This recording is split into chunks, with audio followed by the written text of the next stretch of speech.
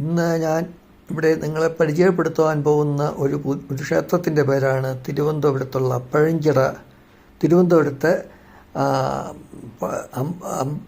കിഴക്കേക്കോട്ടയിൽ നിന്ന് അമ്പലത്തറയ്ക്കോട്ട് പോകുന്ന വഴിക്ക് ഉള്ള ഇടയ്ക്ക് ഒരു പരവൻകുന്ന് എന്ന സ്ഥലത്തുള്ള ഒരു പഴഞ്ചിറ ദേവീക്ഷേത്രത്തെ പറ്റിയാണ് പറയാൻ പോകുന്നത്.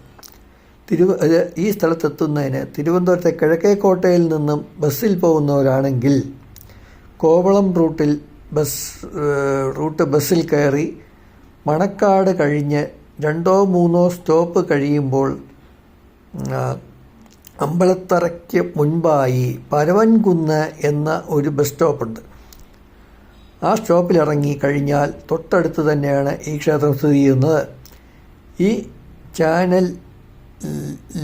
ക്ഷേത്രം സ്ഥിതി ചെയ്യുന്നത് ഈ ചാനലിൽ ആദ്യമായി കാണുന്നവരാണെങ്കിൽ സബ്സ്ക്രൈബ് ചെയ്യുക, ലൈക്ക് ചെയ്യുക, കമൻ്റ് എന്തെങ്കിലും ഉണ്ടെങ്കിൽ അതും ചെയ്യുക.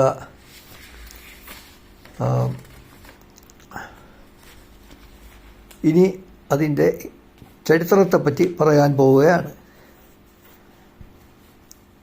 പഴഞ്ചിറ ദേവീക്ഷേത്രത്തിൻ്റെ ഉൽപ്പത്തിയെപ്പറ്റി പറയുകയാണെങ്കിൽ ഈ ക്ഷേത്രത്തിന് നൂറ്റാണ്ടുകളുടെ പഴക്കമുണ്ട്. ദിവ്യനും സർവശ്രേഷ്ഠനുമായ ഒരു യോഗി ഇവിടെ താവളമടിച്ച് കുടികൊണ്ടിരുന്നതായി പറയപ്പെടുന്നു. ഈ യോഗിവര്യൻ്റെ മന്ത്രോപാസനയുടെ ഫലമായാണ് ഈ പ്രദേശത്ത് ആദിപരാശക്തിയുടെ സാന്നിധ്യമുണ്ടായത് എന്നാണ് ഐതിഹ്യം. നിരന്തരമായ ധ്യാനവും മന്ത്രോപാസനയും ഈ യോഗി വര്യൻ നടത്തിയതുകൊണ്ട് ഒരു ദിവ്യശക്തി അദ്ദേഹത്തിന് മുന്നിൽ പ്രത്യക്ഷപ്പെടുകയും അവിടെ അടുത്തുള്ള ഒരു പഴയ ചിറയുടെ അടുത്തായി ദേവിയെ പ്രതിഷ്ഠിക്കുവാൻ അദ്ദേഹത്തോട് അരുൾ ചെയ്യുകയും ചെയ്തു. അപ്രകാരം ഈ യോഗിവര്യൻ പ്രതിഷ്ഠിച്ചതാണ് ഈ ക്ഷേത്രത്തിലെ പ്രധാന പ്രതിഷ്ഠ എന്ന് പറയപ്പെടുന്നു.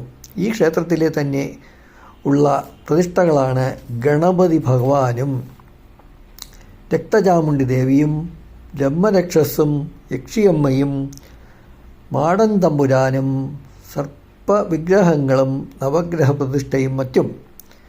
നേത്രരോഗങ്ങൾ, ത്വക് രോഗങ്ങൾ, സന്താനദോഷം, സർപ്പകോപം എന്നിവയിൽ നിന്നും മോചനം നേടാൻ ഇവിടെ നടക്കുന്ന നാഗപൂജ ദർശിക്കുമ്പോൾ മോചനം ലഭിക്കും എന്നാണ് വിശ്വാസം.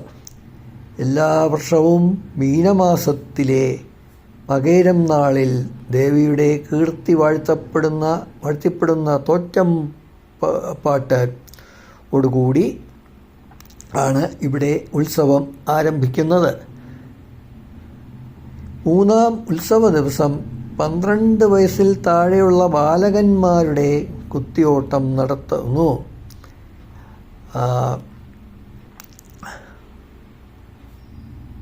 5-ാം ഉത്സവ ദിവസമായ ആയില്യം നാളിൽ കളമെഴുത്തും സർപ്പം പാട്ടും നടത്തുന്നു.